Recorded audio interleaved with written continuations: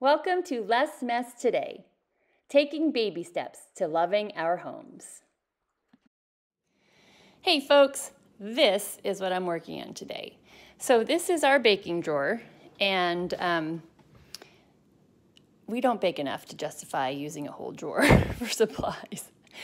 You know, we used to bake a lot more when my kiddos were younger, but they're getting a little bit older. We'll still bake the occasional cookie, the sugar cookies, and maybe some cupcakes. So I see some things in here that we will use still, but a lot of this, like cake pops, I don't know the last time we made cake pops. And I'm sure some of these sprinkles and these other little extracts are probably expired. So my goal is to clean that drawer out first, to declutter it, because yesterday I cleared this drawer out with my storage lids and such, and left over from that clean out, I still have some fruit storage containers, our popcorn container, little sushi making kit that I need a space for. So that's my plan, is to clear out some of this that we're no longer using or that is expired, and then make some room for some additional storage for other containers that we do use daily or weekly. So let's get started. I started with decluttering my sprinkles and extracts. I began by looking for expiration dates on the sprinkles and found Best By dates. The Best By dates on almost all the sprinkles was from 2017 and 2018, so I said sayonara to most of them. I later did a little research and found out that there are mixed opinions on whether sprinkles expire or not. Who knew?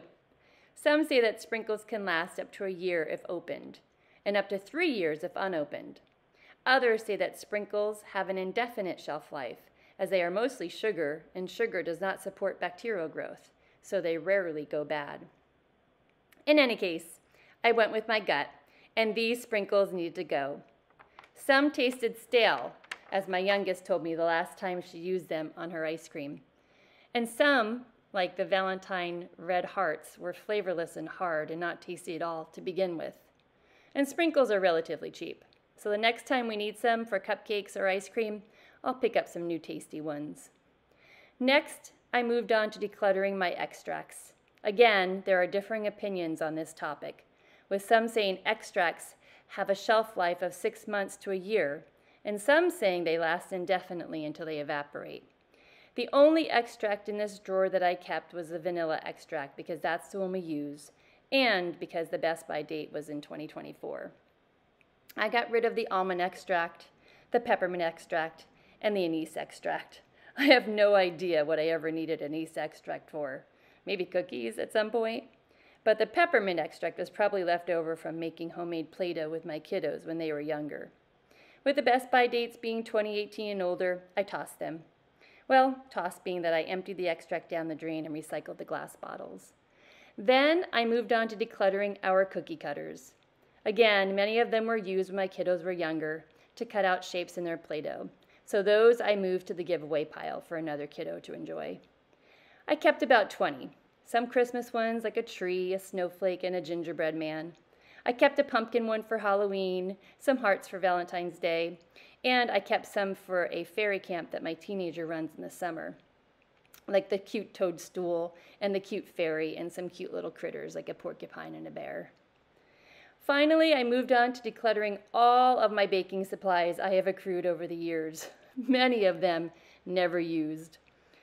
I had cookie baking mats, Easter candy molds, never made candy, icing bottles and tips and bags, a cake decorating kit. I've never decorated a cake with it. Let's see, a cake pop mold. I put most of the supplies in the giveaway pile. Many of the items were new, and if I haven't used them yet in all the years I've had them, I wasn't going to. So I'm happy to pass them on to someone who will use them. I gave the drawer and all the storage boxes a good wipe down, and then organized my space to fit in our fruit baskets, our microwave popcorn maker, and our sushi rolling kit. I'm so happy it all fits now, and that the drawer is decluttered, and I removed all that wasn't being used. So here's the final product. So much better. So I narrowed our baking supplies down to these 4 baskets instead of the whole drawer. I do have a big pile I'll show you in a bit that I'm going to donate. Then we have our sushi making kit, our microwave popcorn bowl, our fruit containers. And I wanted to share these with you. I pulled these 2 out of the fridge, as you can see the condensation, just to make sure everything fit. And it does! I'm so excited. If you don't have one of these fruit containers, we love them. So they're little baskets. You rinse under the faucet and then you stick them in this little container to serve. And then what I love is when you're done, you can store them in the fridge and it keeps, especially the berries, it keeps the moisture, because it leaks to the bottom, keeps the moisture, the wetness off of the berries so they last longer. So I just wanted to make sure that everything fit. So if you're interested in baskets like that as well, we have these 3 the same type and then a different type. I'll put a link to the baskets in the comments. And let me show you what we're getting rid of. So lots of sprinkles that are expired.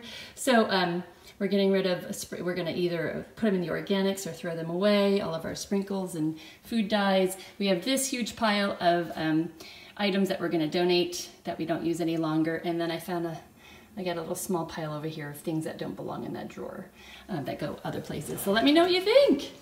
I'm so happy about it.